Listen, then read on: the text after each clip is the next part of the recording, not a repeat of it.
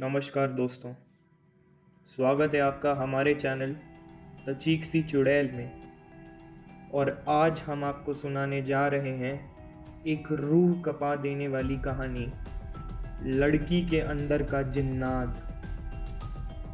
मेरा नाम सुरेश है और मैं पंजाब का रहने वाला हूँ। आज मैं आपको मेरे मित्र के साथ घटी एक सच्ची घटना के बारे में बताने जा रहा हूँ। मेरे मित्र का नाम दीपक है और हम बचपन से ही बहुत अच्छे दोस्त हैं और हम हमारी सारी बातें एक दूसरे से शेयर करते हैं। हम जब कॉलेज में आए थे तब दीपक की सगाई हो गई थी। वो उसकी मंगेतर से, जिसका नाम हीना था, बहुत ही प्यार करता था और वो दोनों रात भर मोबाइल पर बातें करते रहते थे। एक दिन की बात है, उसने मुझे बताया कि वो उसकी मंगेतर से रात को बात कर रहा था। उसने उसकी मंगेतर को मिलने के लिए बोला तो उसकी मंगेतर बदली हुई आवाज़ में बोली, तू ज़्यादा मत बोल वरना तेरे को वहीं दफन कर दूंगी। दीपक एक बार तो यह सुनकर चौंक गया और फिर सोचा वो शायद मजाक कर रही होगी।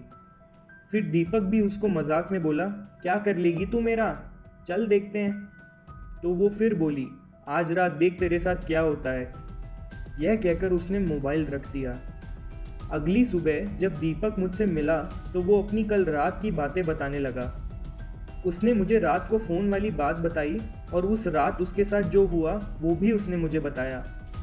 वो बोला कि रात को 1 से 2 बजे के आसपास अचानक उसकी नींद खुली और उसके सामने एक काला लंबी दाढ़ी वाला आदमी खड़ा था।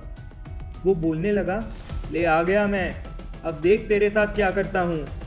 उसने मेरा गला पकड़ लिया और उससे मेरी सांसें रुक गईं।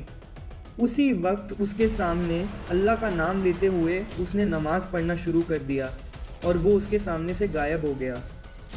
मुझे उसकी बात सुनकर बड़ा आश्चर्य हुआ कि ऐसा कैसे हो सकता है।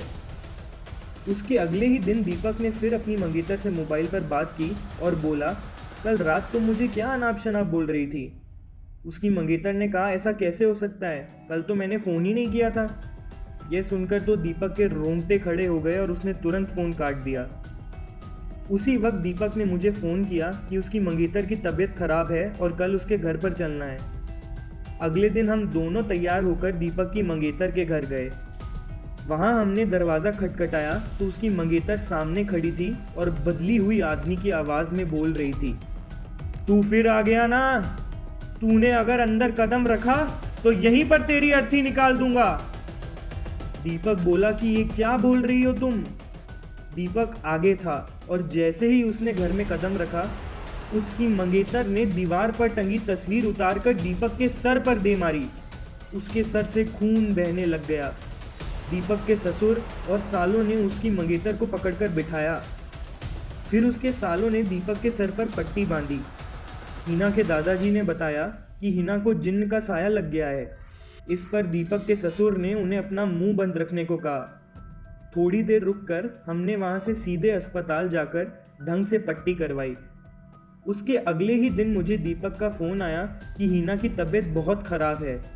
वहां पर पहुंचते ही हमने डॉक्टर से हिना की हालत पूछी तो उन्होंने बताया कि उसकी हालत बहुत नाजुक है।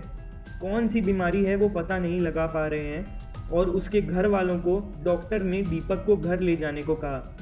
सभी हैरान थे कि ऐसी क्या बीमारी हो गई है हिना को, जिसका इलाज डॉक्टर के पास भी नहीं है। फिर उसके घर वाले हिना को घर लेकर आ गए। हिना ने दीपक को बुलाया और कहा कि मैं अब ज़्यादा दिन जिंदा नहीं रह पाऊंगी और तुम किसी अच्छी लड़की से शादी कर लेना।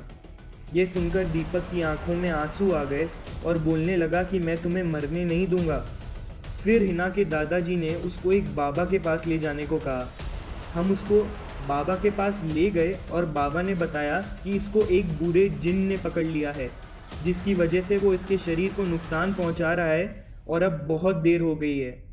बाबा ने बताया कि इसका एक ही इलाज है, यहाँ से 100 किलोमीटर दूर एक दरगाह है, वहाँ इसका इलाज करवा सकते हो। बाबा ने बताया कि इसके साथ वही इंसान जाएगा जिसे वो सबसे ज़्यादा चाहती है। दीपक ने तुरंत कहा कि मैं चला जाऊँगा, मुझे बाइक भी चलानी आती है। रात के 2 बजे दीपक और हिना दोनों बाइक पर निकल पड़े। लेकिन आधे घंटे बाद किसी का फ़ोन आया कि दीपक और हिना का एक्सीडेंट हो गया है और वो मर चुके हैं। यह सुनकर मेरा रो रो कर बुरा हाल हो गया। मेरा सबसे करीबी दोस्त अब इस दुनिया में नहीं रहा।